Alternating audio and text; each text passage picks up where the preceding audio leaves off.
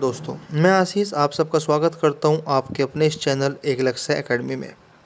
हम शुरू करने जा रहे हैं क्लास 8 की हिस्ट्री का चैप्टर 3, जिसका नाम है ruling the country side.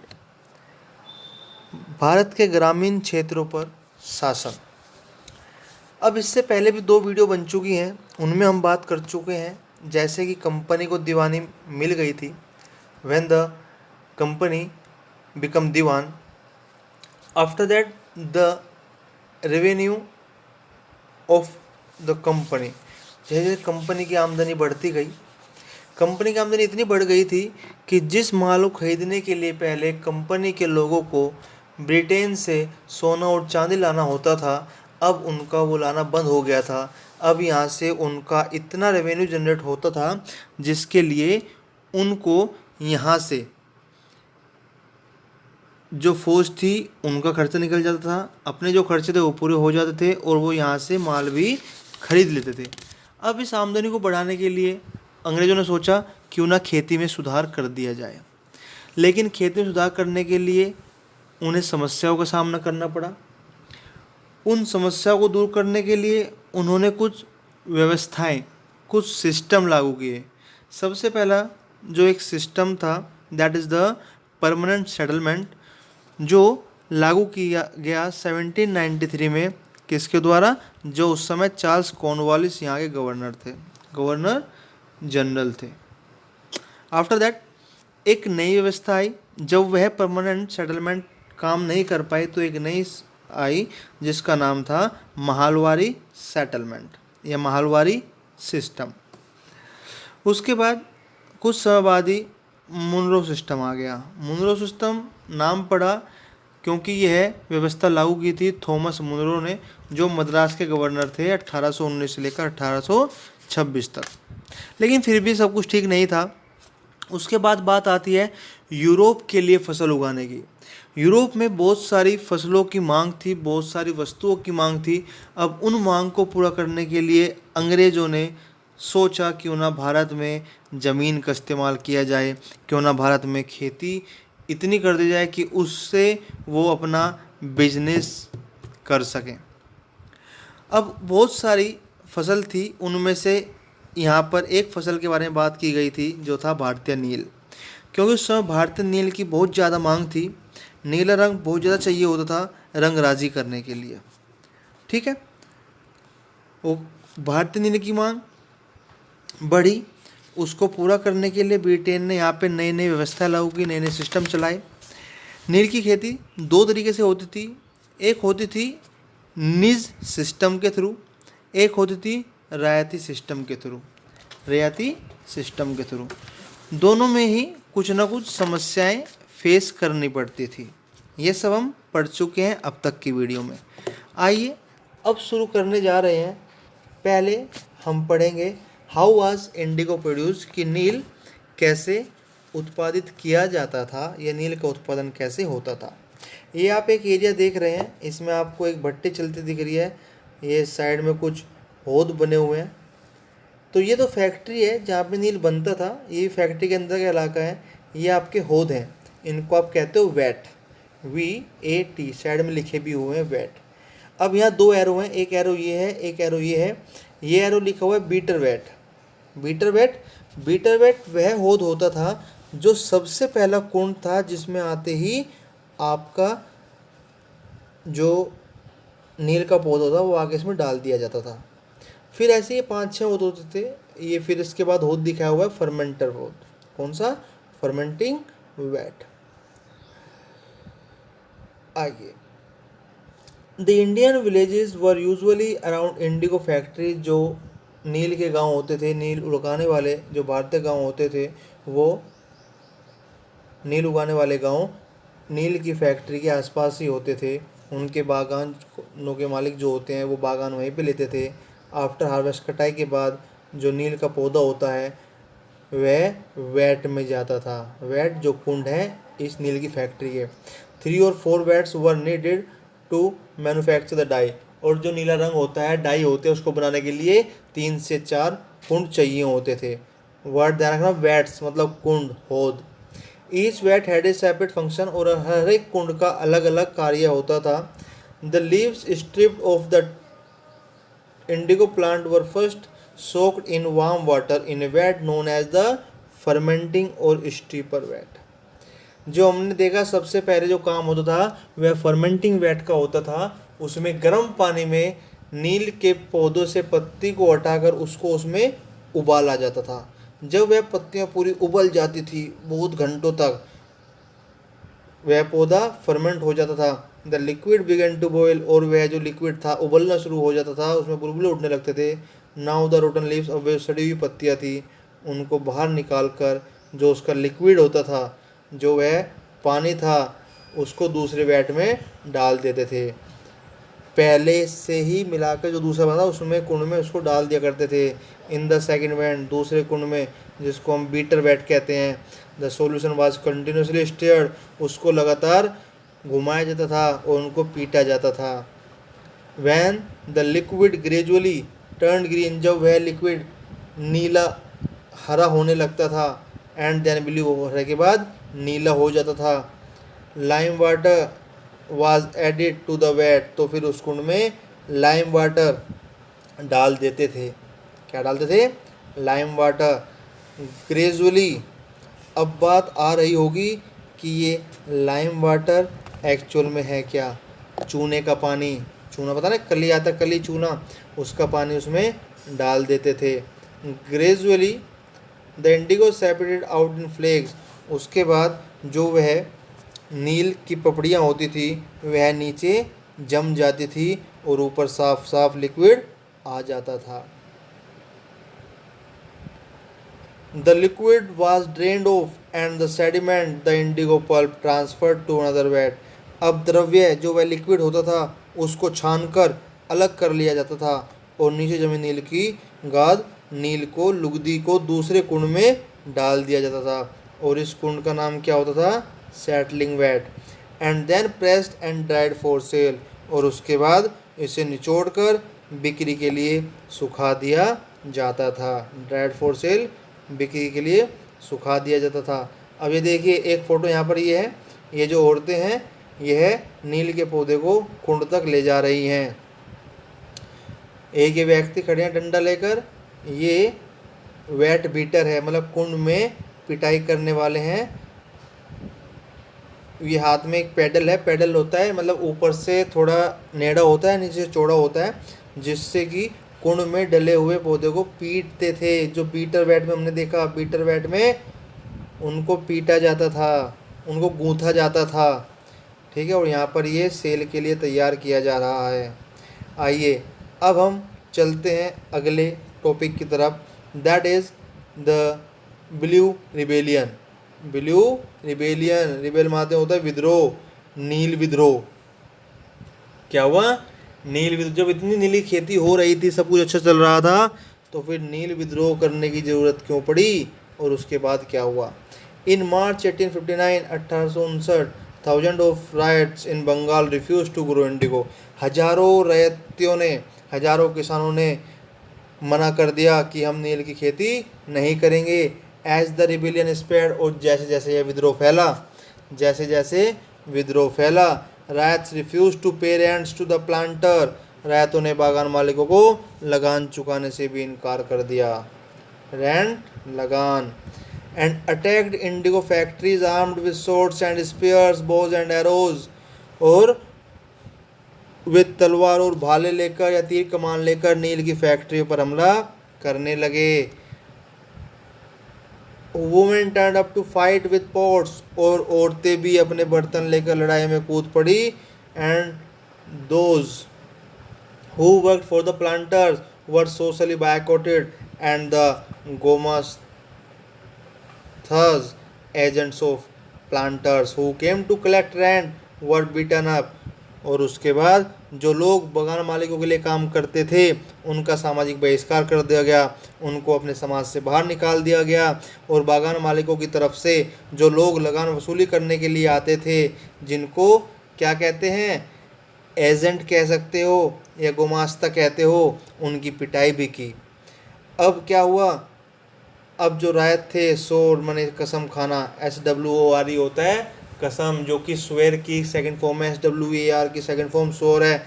They would no longer take advances to sow indigo nor be bullied by the planters, lathiyals, the lathi wielding strongman maintained by the planters.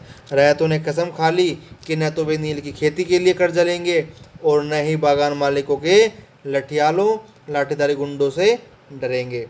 Y did the indigo peasants decide that, अब नील के किसानों ने ऐसा क्यों किया? They would no longer remain silent, अब वे ज़्यादा चुप नहीं रह पाए। What gave them the power to rebel, उन्हें किस चीज़ ने विद्रोह करने की ताकत दी? क्लियरली द इंडिगो सिस्टम, जो यह नील की व्यवस्था थी, वाज इंटेंसली ओप्रेसिव, यह बहुत दमनकारी थी। ओप्रेसिव पहले मीनिंग बता चुके हैं, दमनकारी। But those who are opposed do not always rise up in rebellion, they do so only at times. लेकिन जो लोग दबे होते हैं वे हमेशा बगावत नहीं करते, ऐसा कभी कभी ही होता है। इन 1859 1859 में द इंडिगो रायट्स, जो नील रायत थे, फेल्ट दैट, उनको लगा, they had the support of local zamindars and village headman in their rebellion against the planters. उनको लगा था कि जो बागान के मालिक हैं उनके खिलाफ बगावत करने में उन्हें स्थानीय जमींदारों की और मुखियाओं का समर्थन मिल सकता है। In many villages, headmen who had been forced to sign indigo contracts mobilized the indigo peasants and fought pitched battles with the लाठियाल्स। उन्होंने बहुत सारे गांवों में जिन मुखियाओं से नील के अनुबंधों पर जबरन दस्तखत कराए गए थे, उन्होंने ही नील किसानों को इकट्ठा किया और लठियालों के साथ आमने सामने की लड़ाई लड़ी। In other villages, even the zamindars went round villages urging the rats to resist the planters.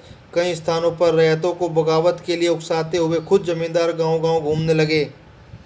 These zamindars were unhappy with the increasing power of the planters and angry at being forced by the planters to give them land on long leases.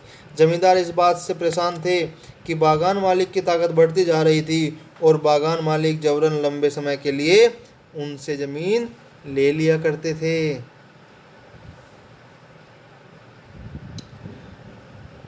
The Indigo peasants also imagined that the British government would support them in their struggle against the planters. अब यहाँ पर जो नीले किसान थे उनको यह भी लग रहा था कि चलो ज़मींदार और हमारे जो लोकल ज़मींदार हैं या हमारे जो मुखिया हैं वे तो हमारा साथ देंगे ही देंगे, उनके साथ साथ जो अंग्रेज़ सरकार है वह भी संघर्ष में उनका साथ देगी। 1857 क्रांति, the British government was particularly worried about the possibility of another popular rebellion when the news spread of A simmering revolt in the Indigo district. 1857 की बगावत के बाद ब्रिटिश सरकार एक और व्यापक विद्रोह के खतरे से डरी हुई थी। जब नील की खेती वाले जिलों में एक और बगावत की खबर फैली, जब एक और बगावत की तरफ खबर फैली तो क्या हुआ? The lieutenant governor toured the region in the winter of 1859। 1859 की सर्दी में जो लेफ्टिनेंट गवर्नर थे उन्होंने उन इलाकों का दौरा किया। The Wrights saw the tour as a sign of government sympathy for their plight। अब यहाँ पर रायतों को लगा कि यह जो टूर किया जा रहा है, यह जो लेफ्टिनेंट इलाके का दौरा कर रहे हैं, यह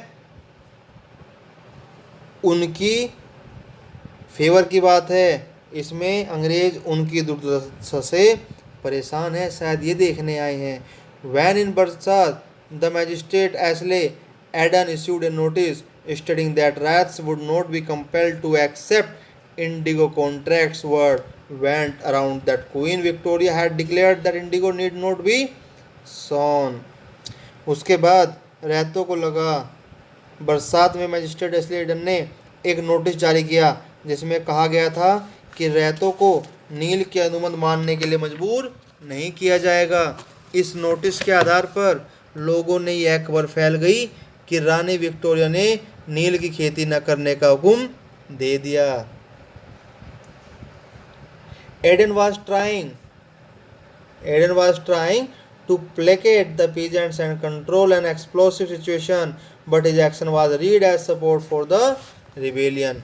अब यहाँ पर एडन को लगा कि सब कुछ शांत हो गया, जो विस्फोटक स्थिति थी वह नियंत्रित हो गई, लेकिन यहाँ पर लोग समझ रहे थे कि यह जो कुछ भी हुआ यह विद्रोह का असर है, मतलब हमने विद्रोह किया इसलिए ये फैसले लिए गए। एज द रिबिलियन स्प्रेड, जैसे जैसे विद्रोह फैला, intellectuals from Calcutta rushed to indigo district, they wrote of the misery of the ryots, the tyranny of the planters and the horrors of the indigo system. अब जैसे जैसे विद्रोह फैला, कलकत्ता के कुछ पढ़े लिखे लोग थे जो नील जिलों की ओर चल पड़े। उन्होंने रैयतों की दुर्दशा, उन्होंने मिजरी ऑफ द राइट्स, रायतों की दुर्दशा, द टायरनी ऑफ प्लांटर्स, बागान मालिकों की जोर जबरदस्ती, और the horrors of Indigo system, और अत्याचारी नील व्यवस्था के बारे में बहुत कुछ लिखा। वरीड बाय द रिबेलियन, इस विद्रोह से परेशान, the government brought in the military to protect the planters from assault and set up the indigo commission to inquire into the system of indigo production. इस बगावत से परेशान सरकार को बागान मालिकों की रक्षा के लिए सेना बुलानी पड़ी। नील उत्पादन व्यवस्था की जांच करने के लिए एक नील आयोग भी बना दिया, the commission held the planters guilty and criticised them for the coercive methods they used with Indigo cultivators. और उस आयोग ने बागान मालिकों को दोषी पाया, प्लांटर्स बागान मालिकों को गिल्टी, दोषी पाया, क्रिटिसाइज देम उनकी आलोचना की, और आलोचना क्यों की, for the coercive methods they used with Indigo cultivators, जो जोर जबरदस्ती, जो व्यवहार उन्होंने अपने किसानों के साथ किया था। आयोग ने कहा कि नील की खेती रैयतों के लिए फ़ायदे का सौदा नहीं है। क्या कहा? कहते इंडिगो प्रोडक्शन, नील की खेती वाज नॉट प्रॉफिटेबल, कि यह रायतों के लिए फ़ायदे का सौदा नहीं है। The commission asked the riots to fulfill their existing contract, but also told them that they could refuse to produce indigo in future. अब यहाँ पर उन्होंने क्या कहा कि वो मौजूदा अनुबंधों को पूरा करें। आयोग ने रैयतों से कहा कि जो भी उनके अनुबंध हुए हैं, जो उनका कॉन्ट्रैक्ट हुआ है उसको पूरा करें, लेकिन आगे से वे चाहें तो नील की खेती बंद कर सकते हैं। क्या कर सकते हैं? नील की खेती बंद कर सकते हैं। अब ये देखिए, इसमें एक लाइन लिखी है, I would rather beg than sow indigo, कि मैं भीख मांग लूँगा लेकिन नील नहीं उगाऊंगा। अब ऐसा क्या हुआ था कि लोगों को, रायतों को, किसानों को इतनी नफ़रत हो गई थी नील उगाने से। Haji Mulla an indigo cultivator of Chandpur का एक नील उगाने वाला था, थाना हरदी, was interviewed by the members of the Indigo Commission on Tuesday 5 June 1860. This is what he said in answer to some of the question. ये हाजी मुल्ला एक नील उगाने वाला किसान था, चांदीपुर का, थाना हरदी का। इससे जब सवाल पूछे गए तो इसने जवाब दिया, इंडिगो कमीशन, जो इंडिगो आयोग था, नील आयोग था, उसके मेंबर को, दिस इज़ वाट, अब उसने ऐसा जवाब दिया उनके कुछ क्वेश्चन पर। WS Seton Karr, president of the indigo commission, जो नील आयोग के प्रेसिडेंट थे, WS Seton Karr, are you now willing to sow indigo, क्या तुम अब नील की खेती करना चाहते हो? And if not, on what fresh terms would you be willing to do it, और अगर तुम नहीं करना चाहते तो किस तरह की शर्तों पर खेती करना चाहोगे? अब हाजी मुल्ला ने कहा, I am not willing to sow, मैं इसको नहीं उगाना चाहता, and I don't want no that any fresh terms would satisfy me, और मैं नहीं जानता कि क्या कोई नई शर्तें मुझे संतुष्ट कर सकती हैं नील की खेती करने के लिए। Mister Sale, would you not be willing to sow at a rupaye bundle? क्या तुम एक बंडल के 1 रुपये के भाव पर भी नील की खेती नहीं करोगे? हाजी मुल्ला ने कहा, नो आई वुड नॉट, नहीं मैं नहीं करूँगा। रेदर देन सो इंडिगो, नील की खेती करने के बजाय I will go to other country, मैं दूसरे देश में जाऊँगा। I would rather beg than sow indigo, और मैं वहाँ पर भीख मांगना पसंद करूँगा नील की खेती करने के बजाय। आफ्टर द रिवोल्ट, इस विद्रोह के बाद indigo production collapse in Bengal, और बंगाल में नील का उत्पादन बिल्कुल धराशायी हो गया। But the planters now shifted their operation to Bihar, लेकिन अब जो बागान मालिक थे, अब वो किसकी तरफ शिफ्ट हो गए? अब वे बिहार की ओर प्रस्थान कर गए। कहाँ पर चले गए?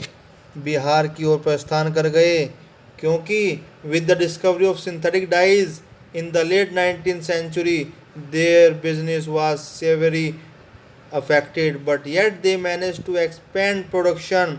19वीं सदी में जब कृत्रिम रंग का निर्माण होने लगा, इससे उनका व्यवसाय भी प्रभावित हुआ, फिर भी वे उत्पादन फैलाने में सफल रहे। When Mahatma Gandhi return from South Africa, एक नया पॉइंट आगे ध्यान से देखिए, जब महात्मा गांधी साउथ अफ्रीका से वापस लौटे, a peasant from Bihar, Bihar का एक किसान, persuaded him visit Champaran and see the plight of the indigo cultivators there. एक किसान ने उन्हें चंपारण आकर नील किसानों की दुर्दशा को देखने का न्योता दिया। महात्मा गांधी विजिट इन 1917, 1917 में महात्मा गांधी का यह दौरा mark the beginning of the Champaran movement against the indigo planters, नील बागान मालिकों के खिलाफ चंपारण आंदोलन की शुरुआत थी। तो एक यहाँ पे आपको एक चीज़ अच्छी मिली जो नॉर्मली एग्जाम में पूछी जाती है कि चंपारण आंदोलन कब हुआ था? तो चंपारण आंदोलन 1917 में महात्मा गांधी जी के थ्रू किया गया था। चंपारण क्या है? चंपारण बिहार में एक जगह का नाम है। एल्सवेयर, अब दुनिया में दूसरी जगह भी देख लीजिए क्या हो रहा था। Indigo making in West Indies, West Indies में नील का उत्पादन।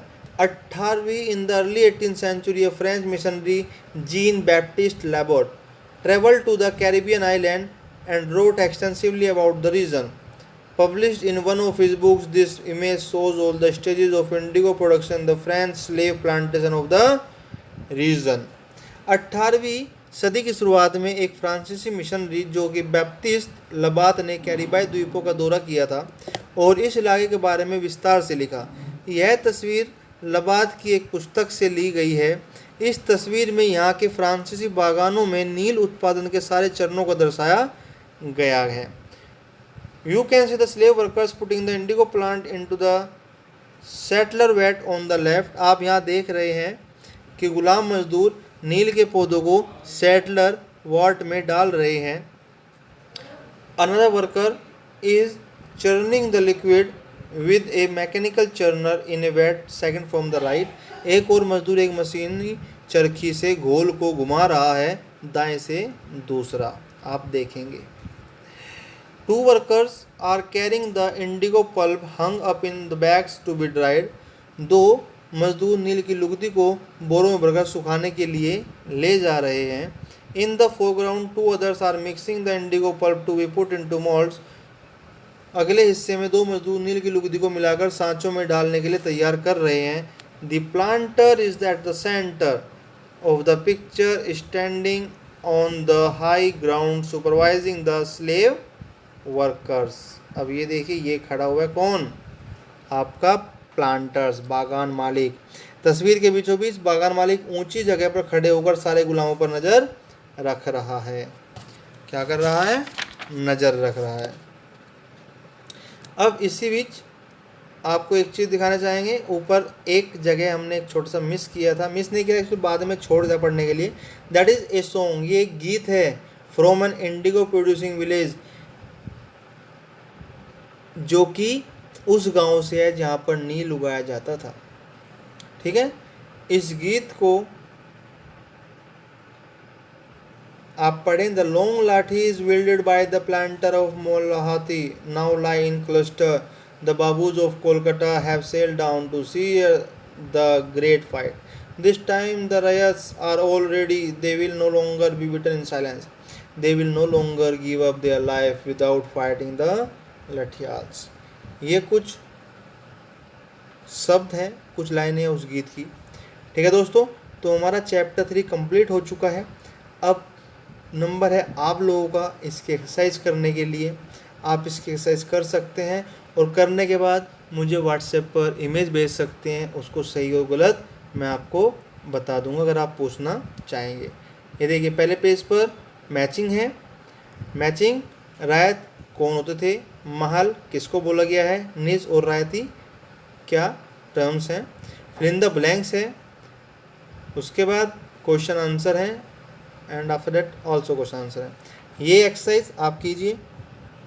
कोई भी समस्या आती है आप लोग पूछ सकते हैं, और समय देने के लिए आपका बहुत बहुत धन्यवाद। Thanks students to watching this video. Okay, thank you.